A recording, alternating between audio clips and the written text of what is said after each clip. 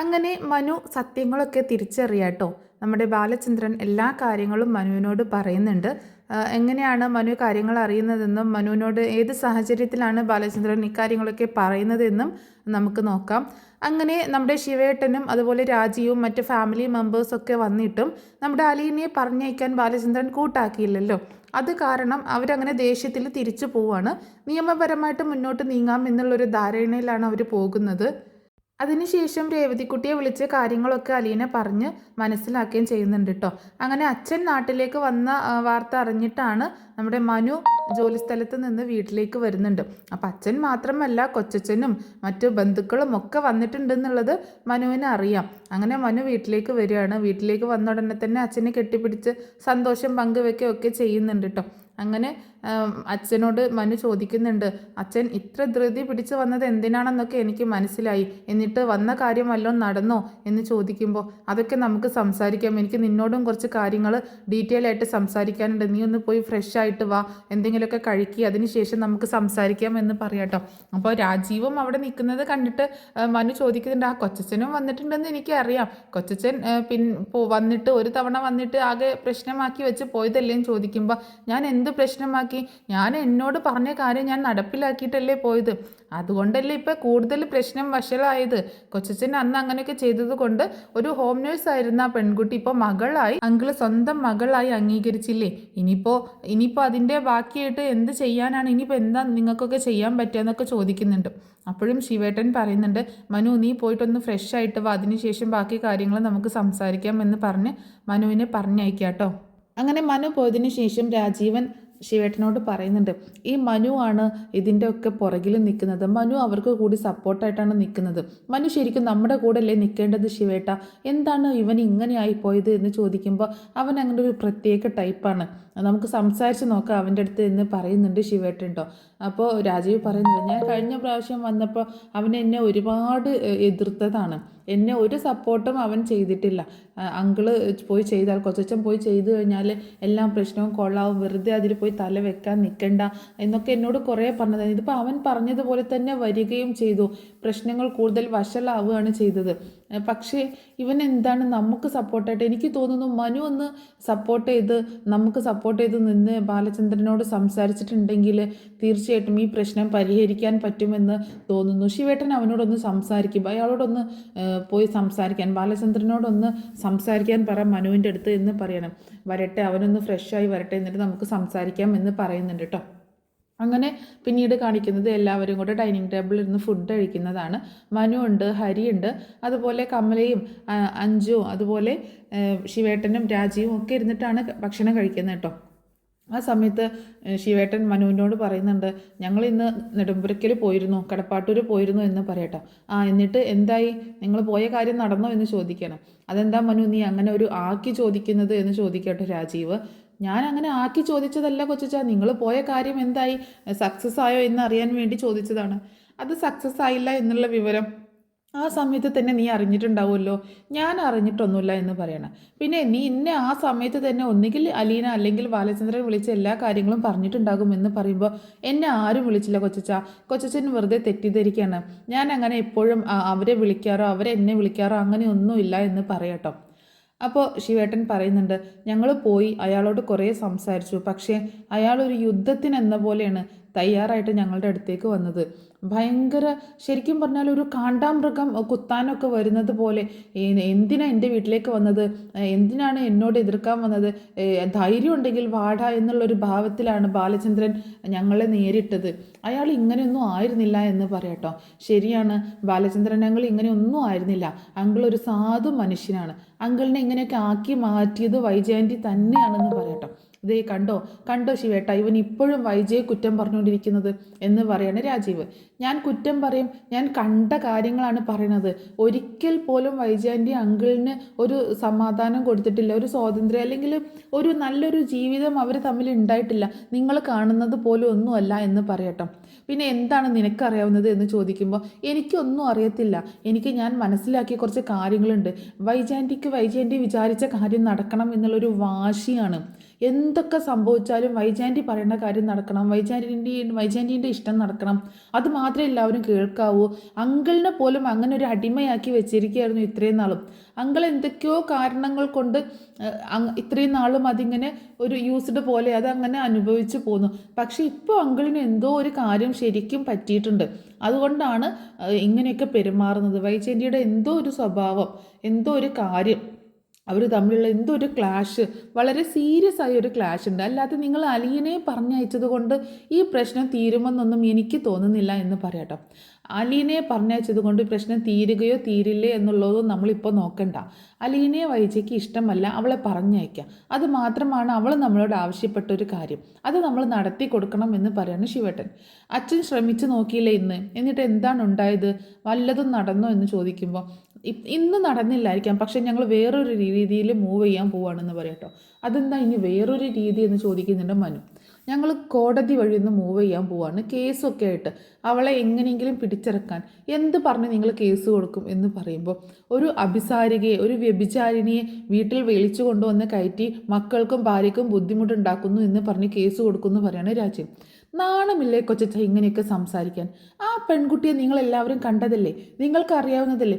ആ പെൺകുട്ടിയുടെ മുഖത്ത് നോക്കിയിട്ട് ഈ വാക്കുകളൊക്കെ ഉപയോഗിക്കാൻ നാണമാവുന്നില്ലേ നിങ്ങൾക്കൊന്നും എന്ന് ചോദിക്കാട്ടോ. അപ്പോൾ കമല പറയുന്നുണ്ട്, എന്തിനാ നാണിക്കുന്നത്, അവൾ ഏത് തരക്കാരിയാണെന്ന് ആർക്കെങ്കിലും അറിയോ എന്ന് ചോദിക്കുമ്പോൾ അമ്മയ്ക്ക് എന്തെങ്കിലും തെളിവുണ്ടോ അവൾ അങ്ങനത്തെ ഒരു പെണ്ണാണെന്നുള്ളതിന്? ഇവിടെ ആരാണ് അങ്ങനത്തെ പ്രവൃത്തി ചെയ്യുന്നതെന്ന് ഞാൻ ഇനി വിളിച്ച് പറയണോ എന്നിങ്ങനെ ചോദിക്കാട്ടോ മനു നമ്മുടെ ഹരിയെ നോക്കിക്കൊണ്ട്.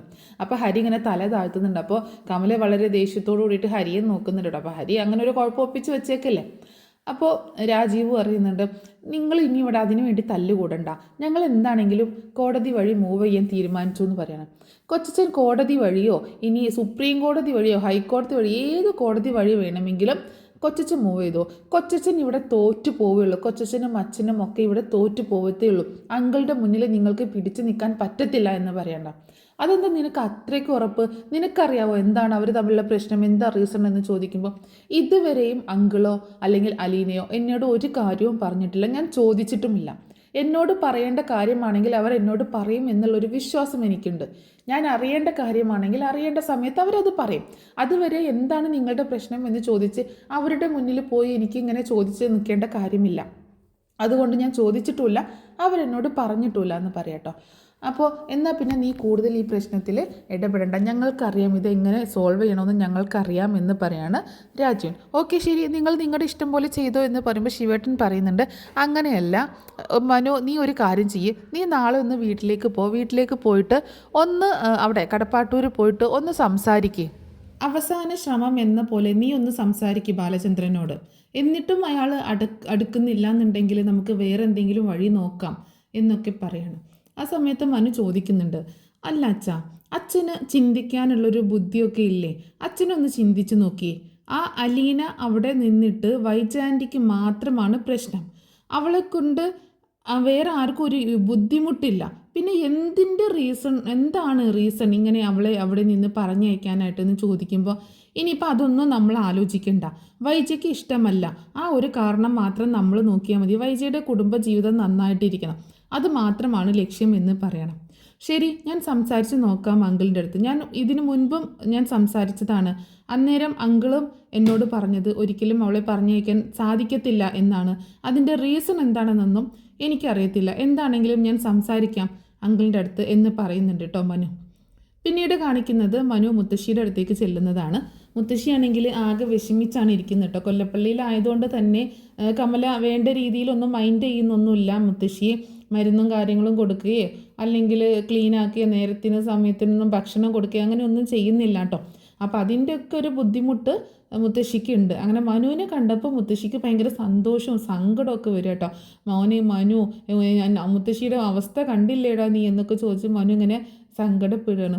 എന്താ മുത്തശ്ശി ഇതിനൊരു പരിഹാരം എന്താണുള്ളത്, എനിക്കൊന്നും മനസ്സിലാവുന്നില്ല എന്ന് പറയുമ്പോൾ എനിക്കറിയില്ല മോനെ, എൻ്റെ വിധിയായിരിക്കും ഇത്, ഇവിടെ കിടന്ന് നരകിച്ച് മരിക്കാനായിരിക്കും എൻ്റെ വിധി, അങ്ങനെയായിരിക്കും ദൈവനിശ്ചയം എന്നൊക്കെ പറയാട്ടോ. അപ്പോൾ മനു പറയുന്നുണ്ട്, അങ്ങനെയൊന്നും ആവത്തില്ല മുത്തശ്ശി, നോക്കിക്കോ, ഇതിനൊക്കെ ഒരു മാറ്റം വരും. മുത്തശ്ശി കടപ്പാട്ടൂരിലേക്ക് തന്നെ തിരിച്ചു പോകും, അലീന തന്നെ മുത്തശ്ശിയെ നോക്കും, മുത്തശ്ശി എഴുന്നേറ്റ് നടക്കും എന്നൊക്കെ ഇങ്ങനെ മനു പറയുമ്പോൾ, ഇല്ലട മോനെ, എനിക്ക് തോന്നുന്നില്ല, ഈ കിടപ്പിൽ നിന്ന് ഇനി എനിക്ക് എഴുന്നേൽക്കാൻ പറ്റുമെന്ന് തോന്നുന്നില്ല എന്ന് പറയട്ടോ. എന്നിട്ട് മനു പറയുന്നുണ്ട്, എന്തൊക്കെയാണ് മുത്തശ്ശി ഇവിടെ ഇങ്ങനെ നടക്കുന്നത്, ഒന്നും മനസ്സിലാവുന്നില്ലല്ലോ. അച്ഛൻ വന്നിരിക്കുന്നു, കൊച്ചച്ഛൻ വന്നിരിക്കുന്നു, പക്ഷേ ആരൊക്കെ വന്നിട്ടും ഇവിടെ ഒരു പ്രശ്നവും സോൾവ് ആവുന്നില്ല. പ്രശ്നം കൂടുതൽ വഷളാവുകയോ മാത്രമേ ചെയ്യുന്നുള്ളൂല്ലോ. എന്താ അപ്പോൾ ഇതിനൊരു പോവഴി? എനിക്കൊന്നും മനസ്സിലാവുന്നില്ല മുത്തശ്ശി. ഞാൻ ഇനിയിപ്പോൾ എന്താ ചെയ്യേണ്ടത്? ഇപ്പോൾ എല്ലാവരും കൂടെ എൻ്റെ തലയിലേക്ക് വെച്ചേക്കാണ്. ഞാൻ ഒന്നുകൂടി പോയി അങ്കിളിൻ്റെ അടുത്ത് സംസാരിച്ച് അലീനെ എങ്ങനെയെങ്കിലും അവിടെ നിന്ന് പറഞ്ഞയക്കണം. അല്ലെങ്കിൽ എന്തുകൊണ്ടാണ് അങ്കിള് അലീനയെ പറഞ്ഞയക്കാത്തത് എന്നുള്ളതിൻ്റെ കാരണം കണ്ടെത്തണം. അതാണ് എന്നിൽ ഏൽപ്പിക്കപ്പെട്ട ദൗത്യം എന്നിങ്ങനെ പറയാണ് മനു. അപ്പോൾ മുത്തശ്ശി പറയുന്നുണ്ട്, എനിക്കറിയില്ല മനു എന്താണ് ചെയ്യേണ്ടതെന്ന്. എല്ലാവരും ആ പെങ്കൊച്ചിനെ കുറ്റം പറയുന്നു, അവളാണെങ്കിൽ പോകാനും കൂട്ടാക്കുന്നില്ല. എന്നാൽ പിന്നെ വൈജയ്ക്ക് താല്പര്യമില്ലെങ്കിൽ എന്തിനാണ് ബാലചന്ദ്രൻ അവളെ അവിടെ നിർത്തുന്നത്? അവളെ പറഞ്ഞയച്ചു, ശരി, എന്തെങ്കിലും രീതിയിലാവട്ടെ, അവൾ അവിടെ നിന്ന് പറഞ്ഞയച്ചു. പിന്നെ ബാലചന്ദ്രൻ അതിൻ്റെ പുറകെ പോയി ഇങ്ങോട്ടേക്ക് തന്നെ കൂട്ടിക്കൊണ്ടുവന്നത് എന്തിനാണ്? അവളെ കൂട്ടിയിട്ട് ആ എറണാകുളത്ത് ആ രേവതിക്കുട്ടിയുടെ വീട്ടിൽ കൊണ്ടുപോയി ആക്കിക്കൂടായിരുന്നോ? അല്ലെങ്കിൽ അവൾക്ക് വേറെ എവിടെയെങ്കിലും ഒരു ജോലി വാങ്ങിച്ചു കൊടുത്തുകൂടായിരുന്നോ? ആ ഒരു സ്നേഹം, ആ ഒരു ഇത് കാണിച്ചാൽ പോരായിരുന്നോ? പിന്നെ ഇങ്ങനെ വൈജിയോട് തർക്കിക്കാനും വാശി കയറ്റാനും അല്ലെങ്കിൽ യുദ്ധം ചെയ്യാനൊക്കെ ആയിട്ട് അവളെ ഇങ്ങോട്ട് തന്നെ കൊണ്ടുവന്നത് എന്തിനാണ്? അതാണ് എനിക്കും മനസ്സിലാവാത്തത് മുത്തശ്ശി. ഇതിൻ്റെ പുറകിൽ മറ്റെന്തൊക്കെയോ കാര്യങ്ങളുണ്ട്. അങ്കിളിന് എന്തോ ശരിക്കും പറ്റിയിട്ടുണ്ട്. എന്തെങ്കിലും അവർ തമ്മിൽ സീരിയസ് ആയിട്ട് വല്ല പ്രശ്നമുണ്ടോ മുത്തശ്ശി? മുത്തശ്ശിക്ക് അറിയാവുന്ന എന്തെങ്കിലും പ്രശ്നമുണ്ടോ വൈജയന്തിയുടെ ജീവിതത്തിലോ അല്ലെങ്കിൽ അങ്കിളിൻ്റെ ജീവിതത്തിലോ ഒക്കെ എന്നിങ്ങനെ ചോദിക്കുകയാണ് മനു. അത് കേട്ടപ്പോൾ മുത്തശ്ശിക്ക് ആകെ വെപ്രാളാവുന്നുണ്ട് കേട്ടോ. മുത്തശ്ശിയാണെങ്കിൽ എന്ത് പറയണമെന്നറിയാതെ, എന്ത് പ്രശ്നം, അങ്ങനെ ഒരു പ്രശ്നവും എന്നിങ്ങനെ പറയണം. അങ്ങനല്ലല്ലോ മുത്തശ്ശി, എനിക്ക് എന്തോ സംതിങ് റോങ് ആയിട്ട് തോന്നുന്നുണ്ട്. ഒന്ന് പോയടെ ചേർക്കുക. എനിക്ക് തോന്നുന്നു മുത്തശ്ശിക്കും അറിയാമെന്നാണല്ലോ എനിക്ക് തോന്നുന്നത്. ഒന്ന് ചേർക്കുക അവിടെ നിന്ന്. എനിക്കൊന്നും അറിയത്തില്ല. എനിക്കറിയാമായിരുന്നെങ്കിൽ ഞാൻ എന്നേ ഈ പ്രശ്നം സോൾവ് ആക്കിയേനെ. മുത്തശ്ശിക്ക് സോൾവ് ആക്കാൻ പറ്റാത്ത പ്രശ്നമാണെങ്കിലോ എന്നിങ്ങനെ പറയാണ് മനു. അങ്ങനെ ഒരു പ്രശ്നമില്ലടാ, നീ ഒന്ന് പോയി എന്താണെങ്കിലും ബാലചന്ദ്രനോട് കണ്ട് സംസാരിക്ക്, അപ്പം അറിയാലോ എന്താണ് കാര്യമെന്ന് എന്നിങ്ങനെ മുത്തശ്ശിയും പറയുന്നുണ്ട്. ശരി, ഞാൻ പോയി സംസാരിക്കാം. അങ്ങനെ മനു പിന്നീട് അങ്ങനെ കടപ്പാട്ടൂർ വീട്ടിലേക്ക് പോവാട്ടോ. അങ്ങനെ കടപ്പാട്ടൂർ ചെല്ലുമ്പോൾ ഡോറ് തുറക്കുന്നത് അലീനയാണ്. അപ്പോൾ അലീന കണ്ടപ്പോൾ മനു ചിരിക്കുന്നുണ്ട്, അലീനയും ചിരിക്കുന്നുണ്ട് കേട്ടോ. മനുവേട്ടൻ എപ്പോൾ വന്നു എന്ന് ചോദിക്കുമ്പോൾ ഞാൻ ഇന്നലെയാണ് വന്നത് എന്ന് പറയാണ് മനു. അപ്പോൾ മനുവേട്ടൻ വാ, ഞാൻ കുടിക്കാൻ എന്തെങ്കിലും എടുക്കാമെന്ന് പറയുമ്പോൾ ആ ശരി എന്ന് പറഞ്ഞിട്ട് അലീന കിച്ചണിലേക്ക് പോകുന്നുണ്ട്. ആ സമയത്താണ് ഡോറ് തുറന്ന് വൈജ റൂമിൽ നിന്ന് പുറത്തേക്ക് വരുന്നത്. അപ്പം മനുവിനെ കണ്ടിട്ട്, ആ മനു നീ എപ്പോൾ വന്നു എന്ന് ചോദിക്കട്ടോ. വളരെ സന്തോഷമോ അല്ലെങ്കിൽ പണ്ടത്തെ ഒരു സ്നേഹം അങ്ങനെ ഒന്നുമില്ല കേട്ടോ, ഒരു ഗൗരവമാണ്.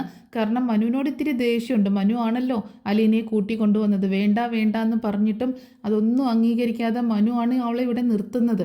മനു ആണ് എഗ്രിമെൻ്റ് സൈൻ ചെയ്ത് കൊണ്ടുവന്നത്. എന്തിനും ഏതിനും മനു അവർക്ക് സപ്പോർട്ടായിട്ടാണ് നിൽക്കുന്നത്. അതിൻ്റെ ഒക്കെ ദേഷ്യം ഉണ്ട് കേട്ടോ.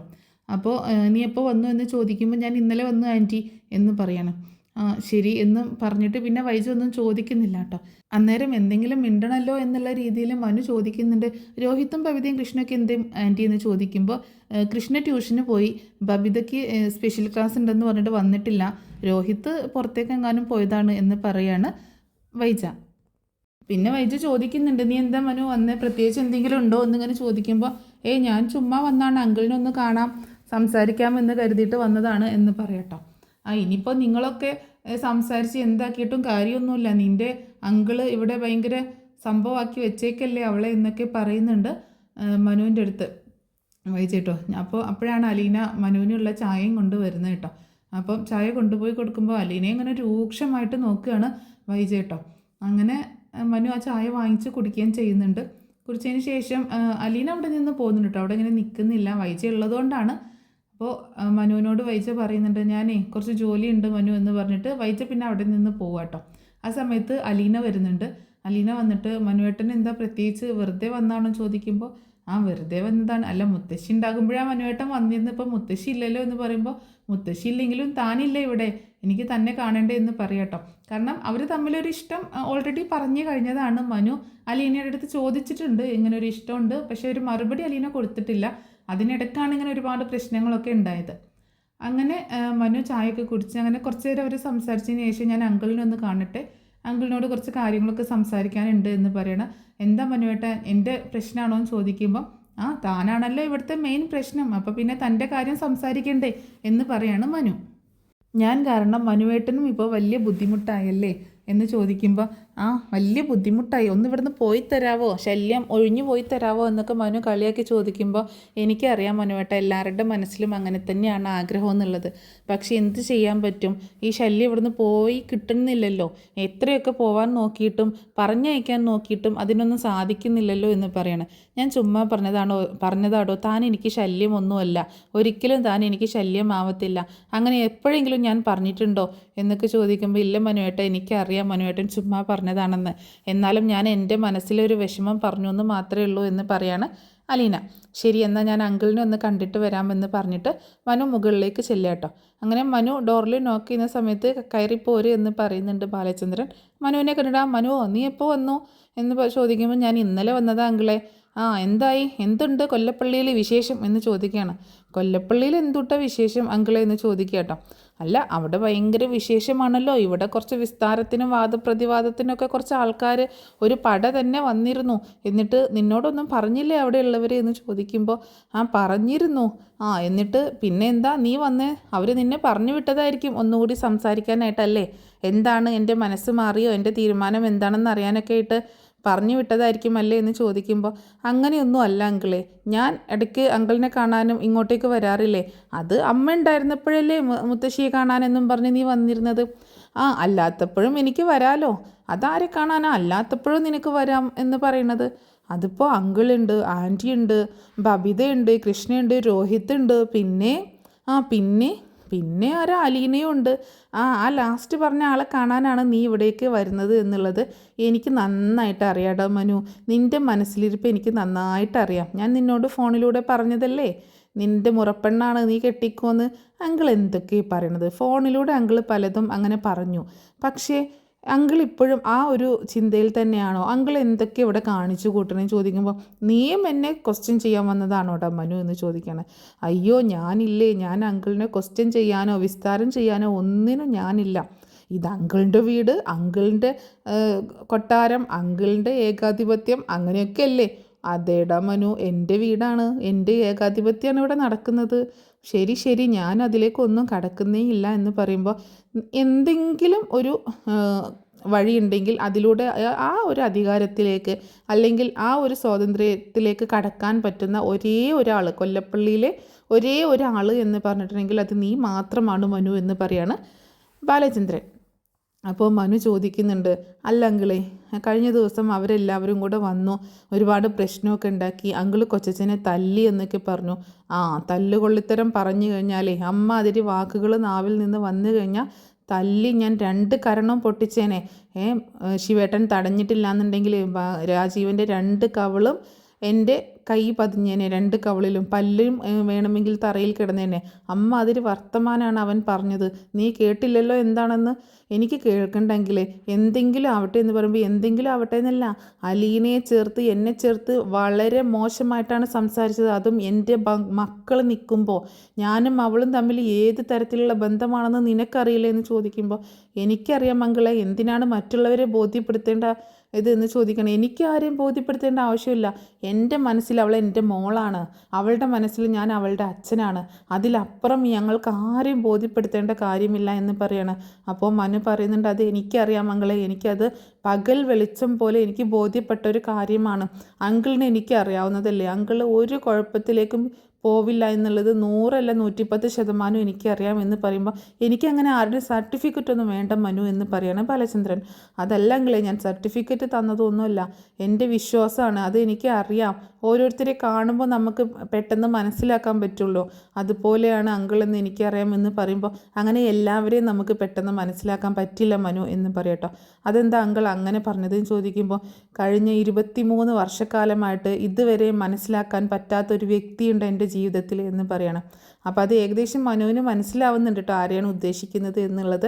അതാരാ അങ്കിളെ എന്ന് ചോദിക്കുമ്പോൾ വേറെ ആര്, നിൻ്റെ ആൻറ്റി തന്നെ, എൻ്റെ ഭാര്യ, എൻ്റെ മക്കളുടെ അമ്മ. ആ സ്ത്രീയെ എനിക്ക് ഇത്രയും വർഷമായിട്ട് മനസ്സിലാക്കാൻ പറ്റിയിട്ടില്ല. എന്ന് പറയട്ടോ. അതെന്താ അങ്കിളെ, അങ്കിളിൻ്റെ ജീവിതത്തിൽ എന്താണ് ഇത്രയ്ക്കും വലിയൊരു വിഷമം, അങ്കിളിന് എന്താണ് സംഭവിച്ചത് എന്ന് ചോദിക്കുന്നുണ്ട് കേട്ടോ. അപ്പോൾ ബാലചന്ദ്രൻ പറയുന്നുണ്ട്, അതൊക്കെ പറയാനാണെങ്കിൽ മനു ഒരുപാടുണ്ട്, നിന്നോടല്ലാതെ എനിക്കത് മറ്റൊരാളോടും ഇപ്പോൾ പറയാൻ പറ്റത്തില്ല എന്നും കൂടി പറയട്ടെ. അപ്പോൾ മനുവിൻ്റെ അടുത്ത് കാര്യങ്ങളൊക്കെ തുറന്ന് പറയാൻ പോവുകയാണ് ബാലചന്ദ്രൻ. മനു ചോദിക്കുന്നുണ്ട്, അങ്കിള് ഞാൻ ചോദിക്കുന്നത് കൊണ്ട് മറ്റൊന്നും വിചാരിക്കരുത്. കൊച്ചച്ഛൻ ചോദിച്ചതുപോലെയോ അല്ലെങ്കിൽ അച്ഛനും മറ്റുള്ളവരും പറയുന്നത് പോലെയോ വൈജി ആൻറ്റിയും പറയുന്നത് പോലെ ഒന്നുമല്ല അങ്കിളും അലീനയും തമ്മിലുള്ള റിലേഷൻ എന്ന് എനിക്ക് നന്നായിട്ട് അറിയാം. അതുകൊണ്ട് മാത്രമാണ് ഞാൻ നിങ്ങളുടെ കൂടെ സപ്പോർട്ടായിട്ട് നിൽക്കുന്നതും. അതെല്ലാം മോശമാണെന്നുണ്ടെങ്കിൽ ഒരിക്കലും നിങ്ങളുടെ കൂടെ ഞാൻ നിൽക്കത്തുമില്ല എന്ന് പറയണം. പക്ഷേ എനിക്കറിയേണ്ടത് അതല്ല, എന്ത് കാരണം കൊണ്ടാണ് ഇത്രയൊക്കെ പ്രശ്നം ഉണ്ടായിട്ടും ആരാണെങ്കിലും ഒരുപാട് പ്രശ്നങ്ങളൊക്കെ ഉണ്ടാകുമ്പോൾ തൻ്റെ ഫാമിലി, തൻ്റെ കുടുംബം നന്നായിട്ട് പ്രശ്നങ്ങളൊന്നും ഇല്ലാതെ പോകണം എന്നല്ലേ ആഗ്രഹിക്കുക. പിന്നെ അങ്കിൾ എന്തിനാണ് ഇത്രയൊക്കെ പ്രശ്നങ്ങളുണ്ടായിട്ടും ഇത്രയും പൊരുതിയിട്ട് അലീനയെ ചേർത്ത് പിടിച്ചുകൊണ്ട് ഇങ്ങനെ നിൽക്കുന്നത്? അവളെ പറഞ്ഞയച്ചു കഴിഞ്ഞാൽ കുറച്ചെങ്കിലും ആശ്വാസം കിട്ടിയില്ലേ, കുറച്ചെങ്കിലും സമാധാനം കിട്ടിയില്ലേ എന്ന് ചോദിക്കുക കേട്ടോ. ശരി മനു, ഞാൻ നീ പറയണത് കേൾക്കാം, അവളെ ഞാൻ പറഞ്ഞയക്കാം. അവളെ ഞാൻ എങ്ങോട്ടേക്ക് പറഞ്ഞയക്കും എന്ന് ചോദിക്കുകയാണേ. അവിടെ കഴക്കൂട്ടത്ത് ഇപ്പോൾ ഓർഫനേജ് ഒന്നും ഇല്ല, പക്ഷേ അവൾക്ക് എറണാകുളത്തേക്ക് പോകാൻ താല്പര്യമുണ്ടല്ലോ എന്ന് പറയണം. എറണാകുളത്തുള്ളത് അവളുടെ ആരാണ് മനു എന്ന് ചോദിക്കുമ്പോൾ, അവളുടെ അനിയത്തിയല്ലേ രേവതിക്കുട്ടി? അനിയത്തിയാണ് അവരൊരുമിച്ച് കളിച്ച് വളർന്നതുകൊണ്ട് അനിയത്തിയാണ്. പക്ഷേ ആ വീട്ടിലുള്ളവർ അവൾക്ക് ആരാണ്? ആരുമല്ല എന്ന് പറയാണ് ബാലചന്ദ്രൻ. പക്ഷേ അങ്കിളെ അങ്ങനെ തന്നെയല്ലേ ഇവിടെയും അലീനയ്ക്ക് ആരും അല്ലല്ലോ ഇവിടെ ഉള്ളവർ എന്ന് ചോദിക്കുക കേട്ടോ.